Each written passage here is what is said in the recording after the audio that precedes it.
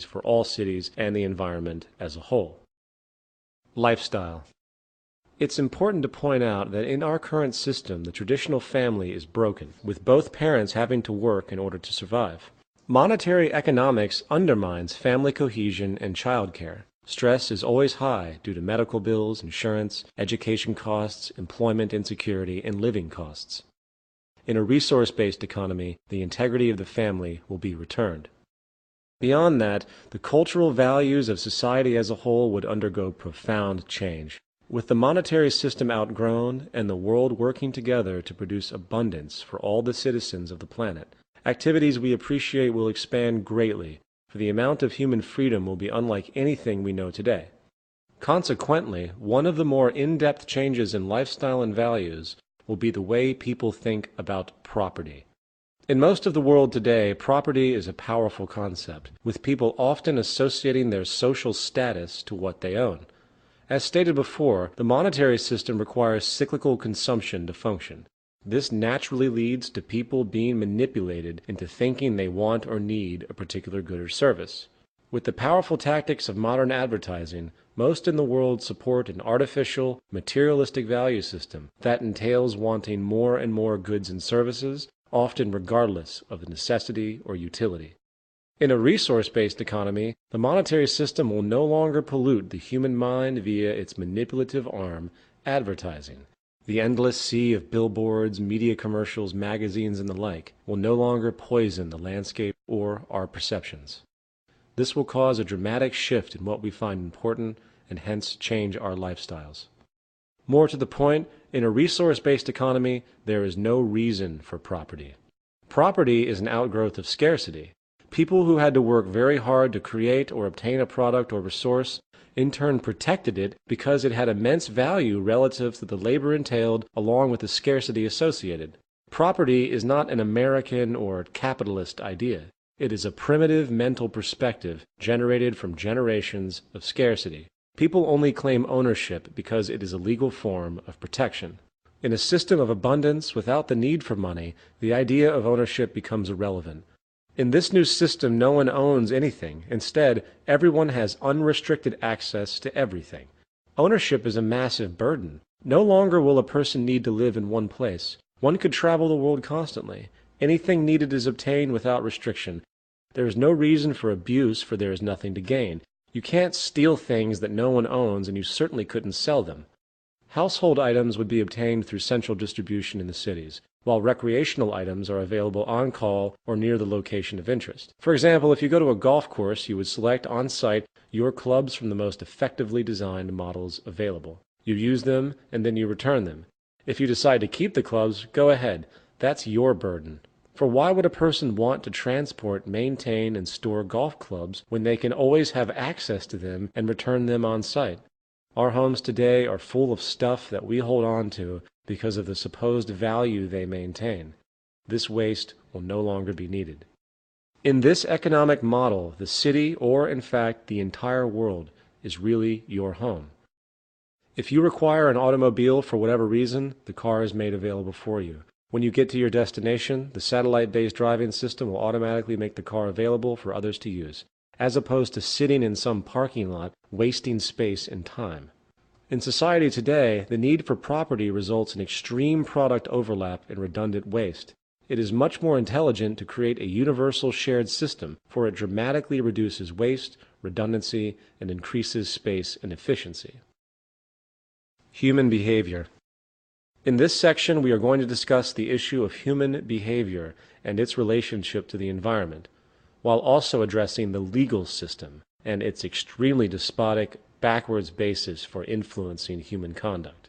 Some people who consider the tenets of a resource-based economy tend to think that the system would be difficult due to something called human nature. The argument is that humans are inherently competitive, greedy, and blindly self-serving, implying that no matter how technically good things are in society, there will always be corrupt people who want to abuse others and seek dominance. Human nature is defined as the shared psychological attributes of humankind that are assumed to be shared by all human beings.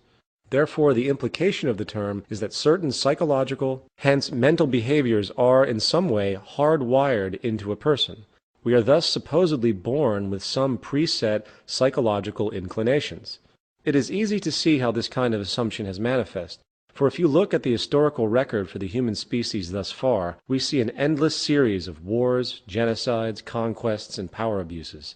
Given that this is the pattern we recognize, it is easy to assume that it must be some set human nature to behave in ways that are historically reoccurring. Furthermore, so-called criminal behavior has been a focus of psychologists for some time. Is it the responsibility of an individual's genetic makeup that makes them a so-called criminal? Or is it the environment in which they are raised that determines this? This is the age-old question of nature versus nurture. First, what exactly is criminal behavior? How do we qualify behavioral distinctions that have been invented by man and change with time? The entire concept of criminality is temporal and relative to a culture's values and concepts of morality. Only 600 years ago, certain indigenous cultures around Mexico engaged in mass human sacrifice, often killing thousands at a time. Was this criminal activity? To us, perhaps, but to them it was accepted social custom. What about the generations and generations of accepted slavery? Is a criminal someone who steals food in order to feed his or her starving family? The bottom line is that there is no concrete scientific evidence that really supports the notion that any of our behaviors are strictly the result of our genetics. The notion of human nature is largely mythological. It stems from primitive religious dualities that the human is good or evil inherently. The pursuit of people who seek the gene or the like, which is supposedly the cause of a particular behavior, is essentially a form of superstition. It is like a person being possessed by demons, which control their actions. The fact is, while neurochemicals and physiological traits set propensities for a person's reactions and social gravitation, it is the environment that really creates our values and behavior.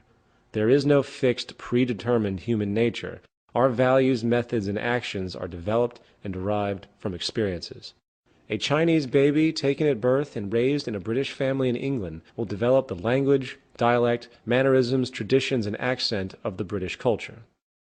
The bottom line is that our behavior is based upon what we learn, coupled with the biosocial pressures that we must deal with in order to survive. As far as society today, the most fundamental condition for offensive behavior is derived from the monetary system. As expressed before, the monetary system perpetuates corruption, stratification, scarcity, and insufficiency. So-called decency cannot exist in a world of competition, wealth imbalance, poverty, and deprivation. The despotic behavior we see in the world today is not the result of ingrained genetic forces. It is essentially a result of years of scarcity and competition. The legal system. In response to this, society today attempts to control people by way of threat, using laws. Laws are nothing more than patches which do not address the root causes of behavior. If a person is arrested for stealing, very little thought is given as to why that person chose to steal to begin with. Rather than consider the root causes, society today takes the easy way out and often removes the so-called criminal via prisons. The source of any so-called crime is really society itself. There is no such thing as a criminal. As repeatedly expressed, the monetary system generates corruption by its very construct.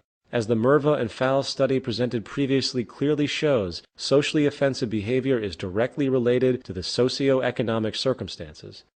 The great majority of people in prisons come from deprived socio-economic positions. Therefore, if we want to alter the behavior of people, we have to alter the social conditions. We want to design out the flaws. You don't put up a sign that says speed limit 55 miles per hour for safety. You design the system technically so safety is built in and human error is either greatly reduced or not an option.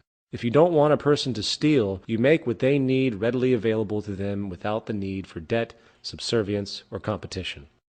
With the progress of technology today, we have the ability to create a new social system that can allow all people access to the necessities of life without a price tag, debt, or servitude. This will have a profound effect on the way people treat each other and interact in society. A staggering drop in crime would be the result, for most crimes are monetary related.